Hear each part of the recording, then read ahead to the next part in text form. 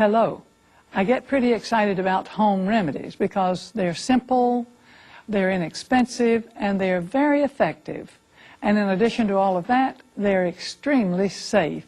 It's an unusual thing for someone to get hurt by a home remedy, especially if they use those simple things that are just about the home at all times, such things as pots and cloths and water and heat and cold.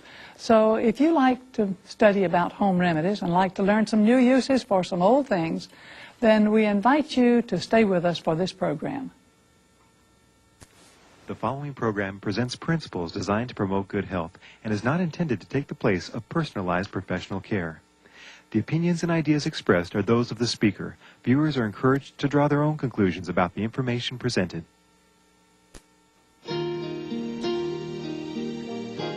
Welcome to Help Yourself to Health with Dr. Agatha Thrash of Uchee Pines Institute. And now, here's your host, Dr. Thrash. Not the least of the benefits of home remedies is the extreme safety of them. For instance, herbs. Herbal remedies are incredibly safe for the most part.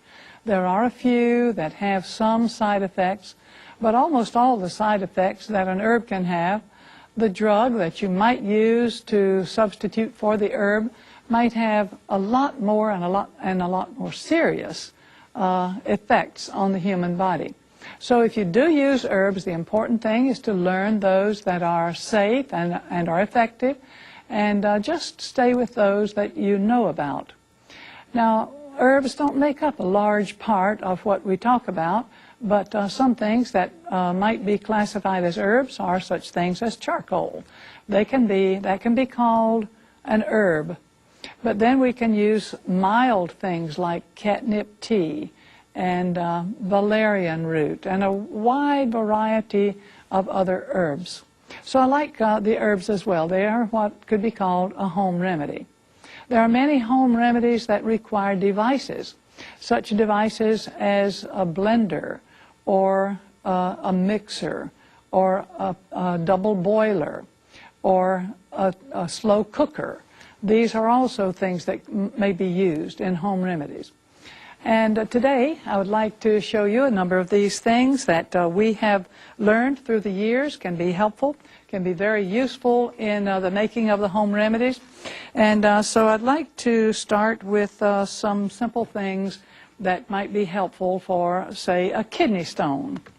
And for a kidney stone discussion, I will ask my son, Cal Thrash, to join me here so that we can tell about a personal experience. Cal, welcome to the program. Good day, thank you. Happy that you could be here today. And I'd like to talk a bit about this device. I think it may have been this very device that we used when we were treating your kidney stones. I was going to say, why were you going to ask me about a kidney stone? Maybe because I've had personal experience with it. Yes, we have treated a kidney stone for some time for you. And I'd like to ask you, what do you remember about a kidney stone as the worst experience? Oh, it's the pain. The pain. By all means. In fact, the first day that I really knew that I had a kidney stone, I didn't know what was happening. I was talking with someone else. We were looking at estimating a building, standing there, and as he talked, I felt myself bending over, and pretty soon I was down here like this, and I said, "You carry on, I think I'm going to go now." And you could not find a comfortable position no matter what. It was You twist to the left and you twist to the right? It didn't matter. You sit down, stand up. In fact, the only thing that I could do was just to kind of pace back and forth like in this kind of position. Lying down didn't work. Standing up didn't really feel good. It was miserable. Yes, it's a miserable thing. In fact, I have spoken with women who have both had a kidney stone and a baby, and they say that the stone is by far the worst of the... That's what I've heard. Yes. I've only experienced one of those, of course. A woman would never choose to have the pain of a baby a second time, right. But far be it from her to choose a second time for a kidney stone. Oh, yes.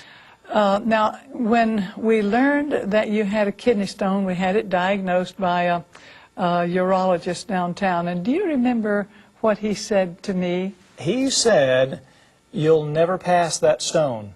It's too big. It's not gonna work.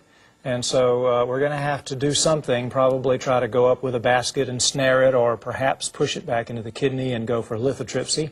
Yes. And the lithotripsy, of course, being at that time about $10,000. And my wife said, well, I think you can stand a lot of pain for $10,000, and so that wasn't done. Well, considering the fact that the stone was big enough that the urologist, after he had studied your case, said that this stone is too big to pass. And then he said it's too big and too far up to snare with a basket. That's right. So his only treatment was lithotripsy. That's right. And so you said, well, let's try for a while with some simple remedies. Right. So let's see if we can remember the number of herbs that you used. I remember stone root. Stone root, gravel root, and marshmallow root. Marshmallow root, and I believe licorice root. And there may have been one or two others that I can't remember off the top of my head, but those were the main ones. I remember at one time when you were having a good bit of pain that we tried some rather offbeat things. One thing was a magnet. Do you remember that? That's true. One man came to Uchee Pines and he said, have you ever tried a magnet for pain? No. Well, they're using it up at Warm Springs Foundation, you know, which is the Roosevelt Foundation for polio. Right. Before polio sort of played out. Then it became a foundation for the treatment of just skeletal diseases. So we thought, well, if they're using it at Warm Springs Foundation, that's a really very steady, mainstream, investigative type of organization. They're using it there, it must be pretty good. So we used a magnet for you. Do you remember if that helped? I couldn't really say if it helped too much. To me, it seemed like it did, but it's very difficult to say. I can say that the thing that probably helped the quickest and almost the most consistently was a very hot bath that affected the area where the pain was, which of course is generally speaking in your back. And the idea here, of course, is not the same kind of thing that we try to do with a hot half bath, which is to try to raise the temperature. The idea is to relax the smooth muscle to relieve the pressure on the kidney, because the kidney wasn't designed to hold the urine. It was another organ for that, and so it makes a considerable amount of pain when that constricts there, and then you end up getting pressure there on the ureter. And so what we did, and I remember that it was a nurse anesthetist that told me about this treatment. It was very effective to try to hang out of the bathtub as much as you can, but put that area, just of the area of your back that really hurt the worst, into the hot water as hot as you could stand it, and remain there for an hour. And you have to kind of hang out of the bathtub to stay in the hot water as hot as you can stand it for an hour, because it's pretty hot. You get the sweating, I'm pretty sure, even with very hot. Even hanging out of the bathtub. Now the point is that within about 10 minutes you'll begin to feel better. In fact, you'll think, hey, the pain is subsiding, I think I can get out now. Don't do that. You may need to get out to urinate, because you will feel like you need to urinate pretty quickly as soon as the pressure begins to relieve around the stone a little bit. And the urine that has collected up above the stone passes down into the bladder. Right. Then you'll begin to feel as if you need to urinate. Right, but as soon as you get finished, go right back into the hot bath. If you don't, you're looking for more pain, perhaps even a trip to the hospital, where it may not work as well the second time as it did the first time. So don't get out when you start feeling a little better. Make sure you stick with it for the whole hour. Yes, I love the hot half bath. It's useful for so many things. It's useful for the flu and colds and all sorts of skeletal problems. And as we've just heard, it's good for kidney stone. Now, just briefly, I'd like to explain what we did with this. I don't think this helped at all, but somebody told us, now if you'll use a vibrator on the back, just over the place where the major portion of the pain is, that will help. So we dutifully did that. And I remember that you drank about 2 quarts of water within about half an hour. I was going to say there was a little bit of preparation that was necessary before the massage took place. We did I think about as much water as I've ever had to drink in my whole life, yes. all in one sitting. Yes. Seems like it was something to the tune of about 4 liters or maybe more than that. I can't remember. As much as I could get down was what we tried to do. Within an hour you had more than a gallon. And we had really pumped the water in, and then of course then tried with the... And another thing that we did was magnesium sulfate, and that is very helpful. That magnesium sulfate will relax smooth muscle, that's Epsom salts. And then we use this vibrator. I don't really think it did any good, but it's held on the back, and the stone is supposed to vibrate down the ureter and pass out into the bladder. So some remedies that you hear about for a kidney stone may be good, and some may not be so good. But you may want to try every one, except the one that we think really helped Cal the most, and that was the one on New Year's Day, wasn't it? That's right, on New Year's Day. A friend of yours came to visit, I remember. Right, big burly guy. Big fellow. And he said, you're such a little twerp, I could just turn you upside down and shake you. That's right, and he did. And he did? He turned me on my head and tickled my feet a little bit and wrenched around a little bit, and almost immediately I felt like I need to go to the bathroom and pass that stone almost immediately. Because I remember you called me and said, Mom, what would you like as a New Year's Day present? And I said, nothing could please me more than to see your stone. Right. He said, well, I'll show it to you. Yeah, I'll show it to you.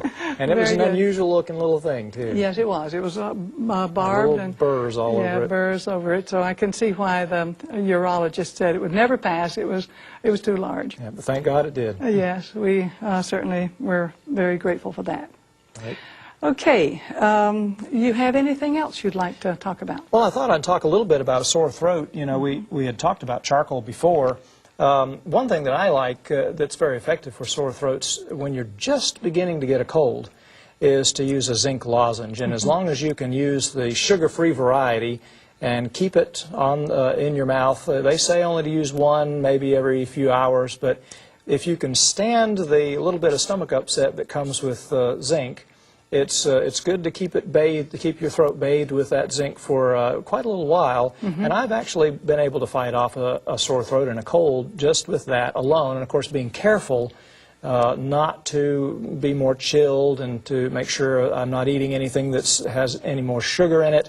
All of those things being something that would make you have more likelihood to have a cold, which is not what you want to do when you're just coming down with a sore throat. Precisely. But one thing that is helpful if you do have a sore throat and it doesn't seem to be going away, to help fight the pain and actually to help with the with taking up some of the viruses that are present there, is to use the charcoal tablet. You have to use these old-fashioned variety that we have at Uchee Pines. The new ones that have come out are designed to dissolve very quickly, and so they don't actually have the lozenge effect, but these are hard enough that they will dissolve slowly and bathe the throat with the charcoal, which of course is what you're trying to do, and it really does relieve the pain quite well.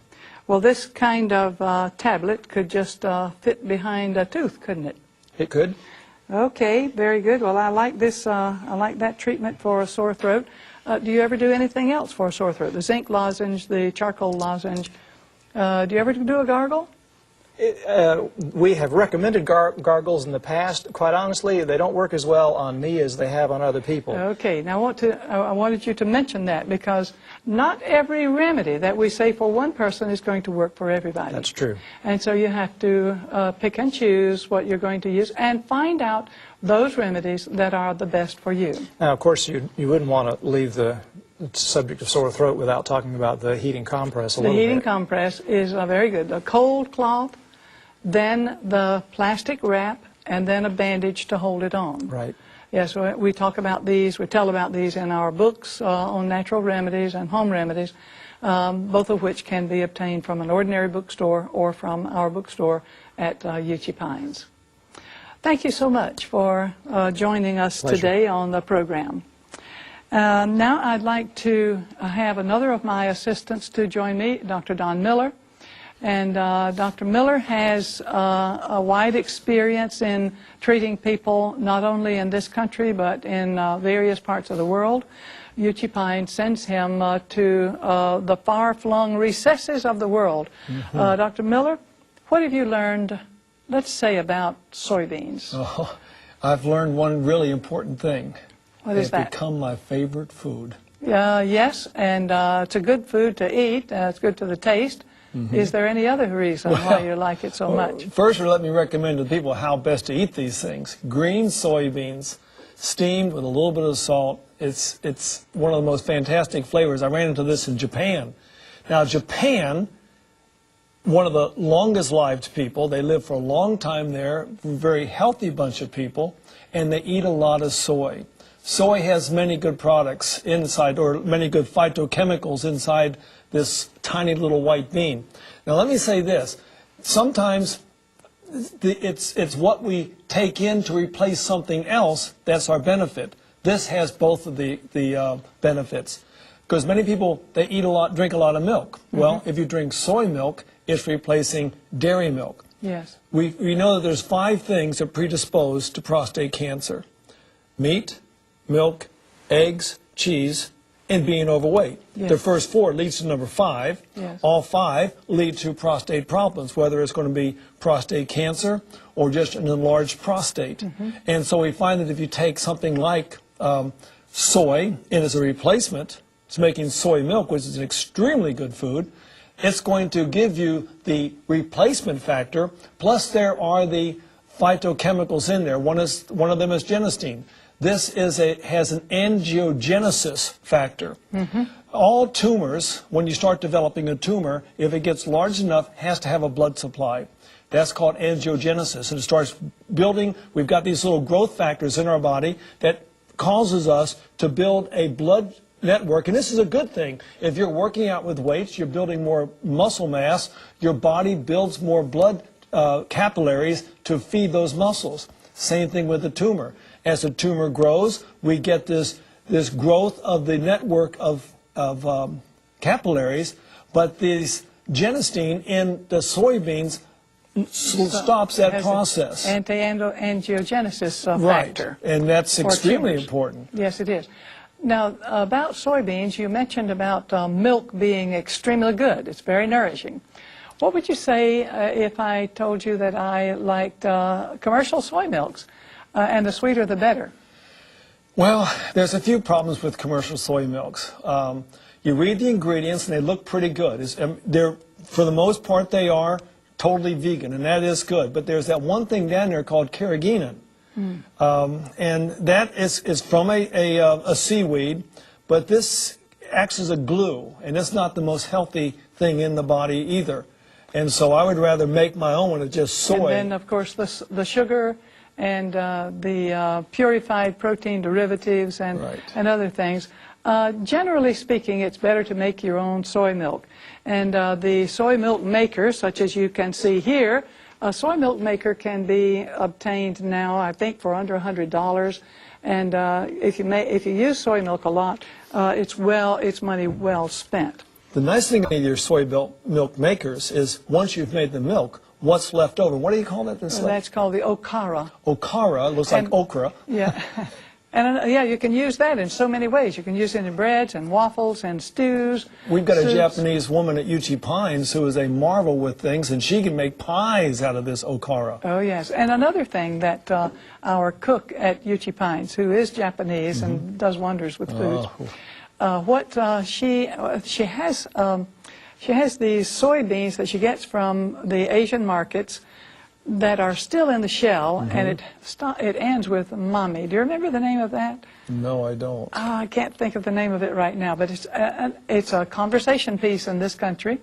So you just take a handful and put that on a little plate and serve that to people either hot or cold, and they are absolutely delightful. Well, they make me big bags when I'm traveling in Japan because they know that this is, it's sort of got a, if you liked cheese, back when you used to eat cheese, it's got a sort of a cheesy flavor and almost a cheesy consistency. Yes. And you just sit there and bite, I just bite them and just squeeze them off my mouth. It's the way that people eat them, whether they open them up or whether they pop them into the mouth by the little process of pulling the pod. But at any rate, it's soy I like very much. Yes. Appreciate your telling us about soy. Okay. Thank you so much. Thank you. Now, there are many other remedies that we can talk about, not just, and soy has so many good remedies, anti-cancer, anti-osteoporosis, anti-prostate enlargement, anti-breast cancer, so many good remedies. Even if a person already has osteoporosis and they take a lot of soy products, just as little as quarter cup of cooked soybeans per day, that can be so beneficial for osteoporosis that has already developed. Now, I have asked Rhonda Clark to join me today. Hello. And I can see by what you have that you have some remedies to show us. Yes, I have a remedy that involves a snorkel, of all things. I like the snorkeling in the ocean. Well, this is a snorkeling in a basin, and it's one of the best treatments for relieving sinus pressure and congestion. Good. And I've asked our assistant, Miss Ariana Hartsfield, to come and join me today. We're going to be demonstrating a treatment known... Come right up in here. Yes, thanks, Ariana. A treatment known as a facial contrast bath.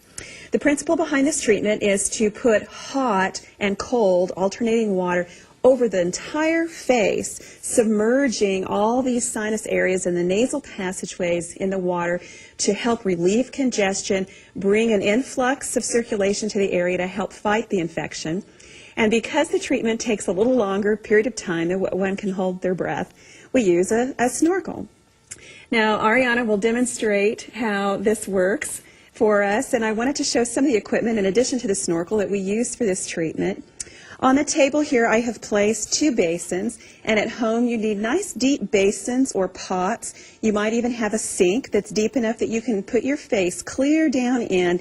You want the water not to cover the ears, but to cover over the chin, up to the bottom of the ears, around the forehead, the entire face. You'll need one for very hot water, as hot as you can take it on the face. The other will be cold water. In fact, it's nice to have some ice cubes floating around in there to make a nice contrast between the two. You may notice that I have also handily kept a box of Kleenex nearby.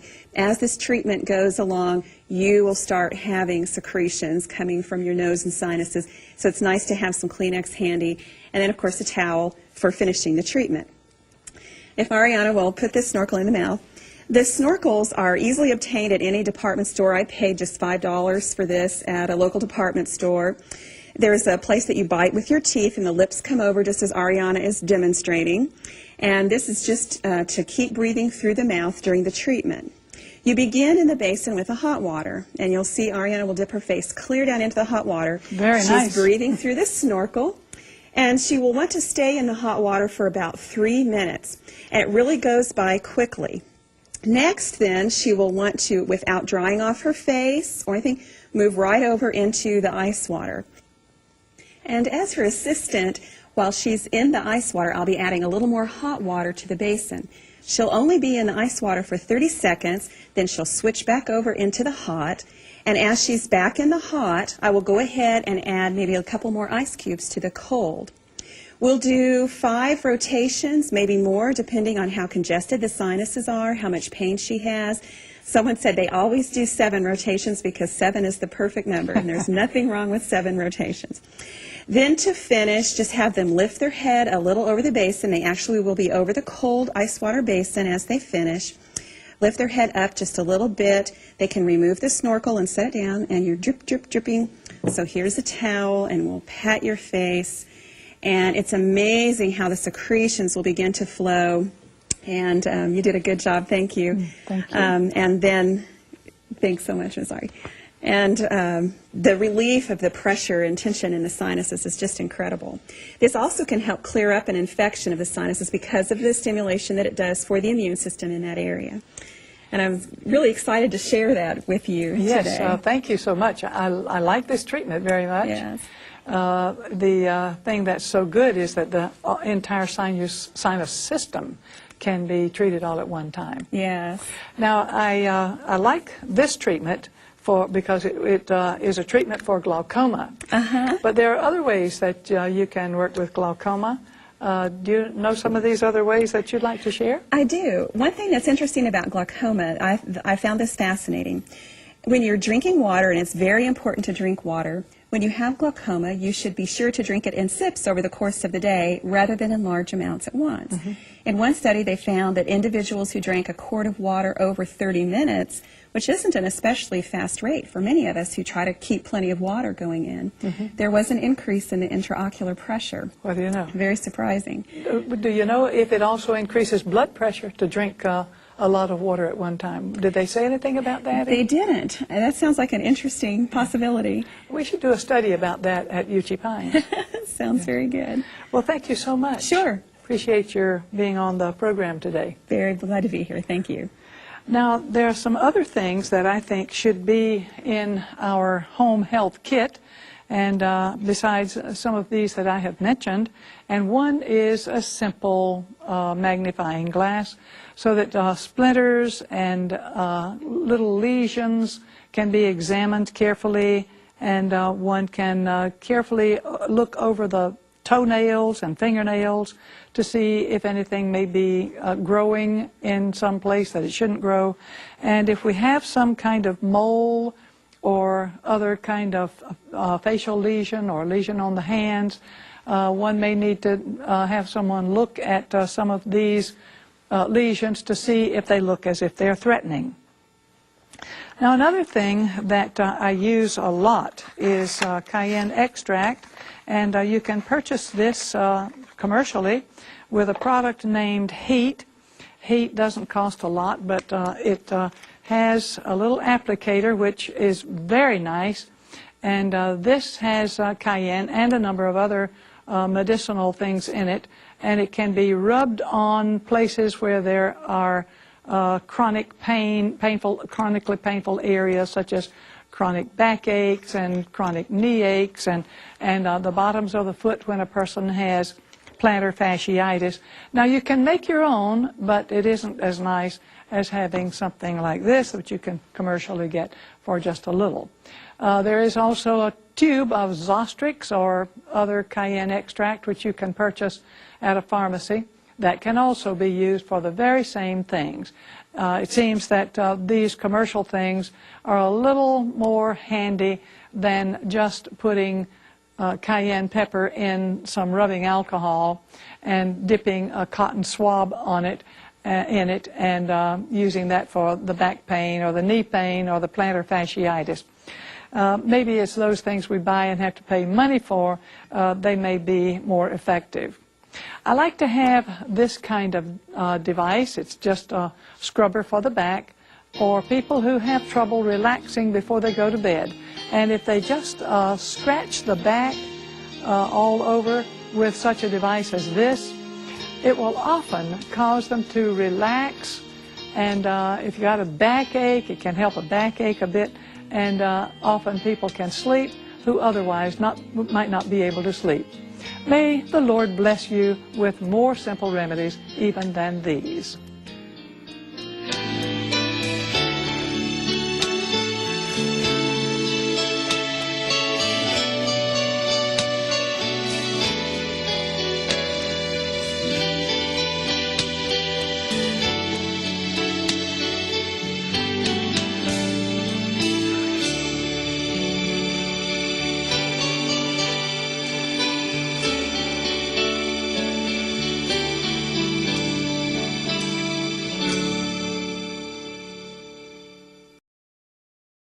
Didn't matter. Just sit down, stand up. In fact, the only thing that I could do was just to kind of pace back and forth like in this kind of position.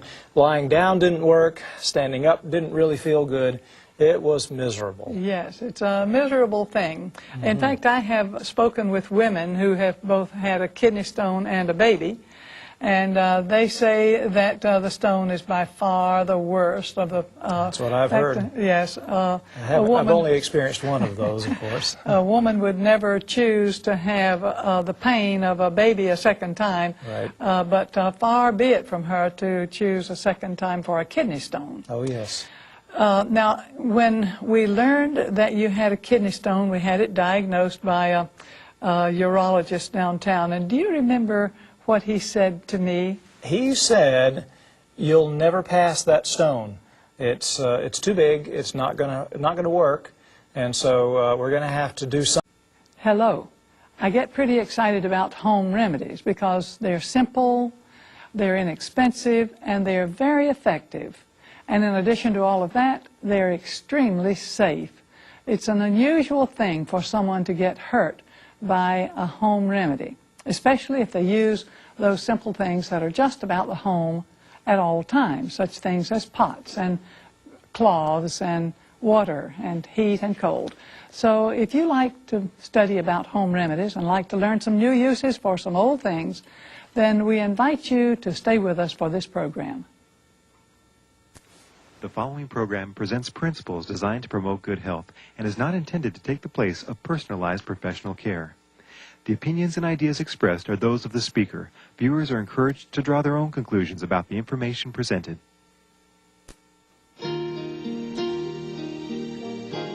Welcome to Help Yourself to Health with Dr. Agatha Thrash of Uchee Pines Institute.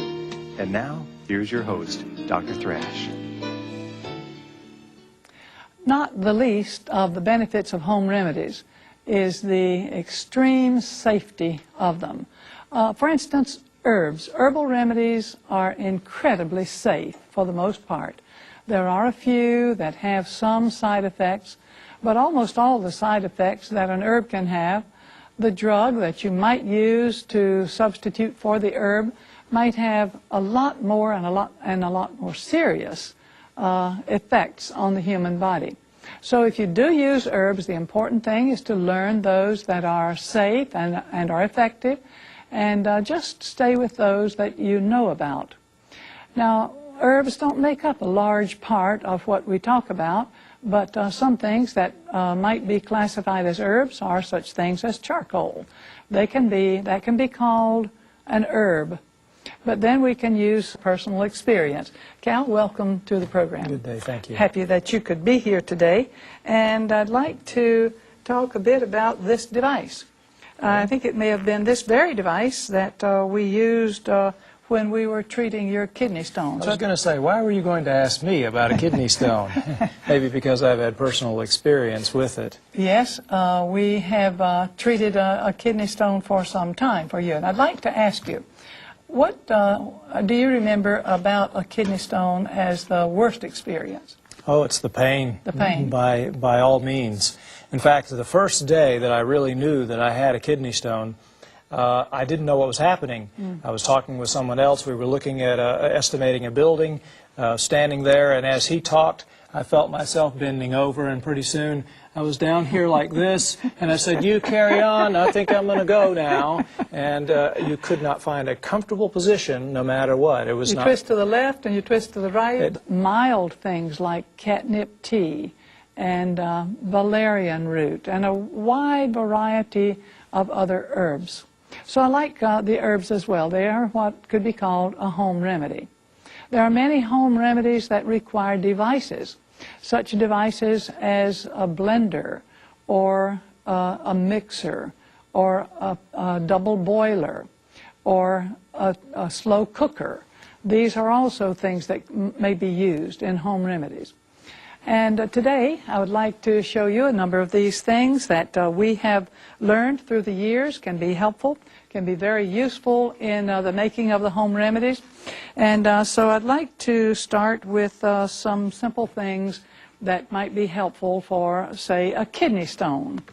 And for a kidney stone discussion, I will ask my son, Cal Thrash, to join me here so that we can tell about